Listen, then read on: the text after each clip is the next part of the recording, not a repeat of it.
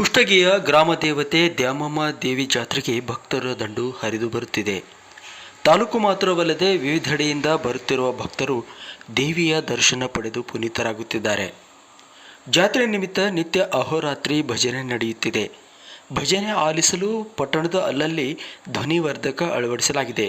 ಇನ್ನು ಬರುವ ಭಕ್ತರಿಗೆ ಅನ್ನದಾಸೋಹ ವ್ಯವಸ್ಥೆ ಮಾಡಲಾಗಿದೆ. ಬೂಂದಿ, ಹುಗ್ಗಿ ಹೀಗೆ ತರಹೇವಾರಿ ಭಕ್ಷ್ಯ ತಯಾರಿಸಿ ಉಣಬಡಿಸಲಾಗುತ್ತಿದೆ. ಜಾತ್ರಾ ಸಮಿತಿ ಜೊತೆಗೆ ಸಾರ್ವಜನಿಕರು ಸಹ ಸ್ವಯಂ ಪ್ರೇರಣೆಯಿಂದ ಅನ್ನದಾಸೋಹ ಕಾರ್ಯಕ್ಕೆ ನೆರವಾಗುತ್ತಿದ್ದಾರೆ.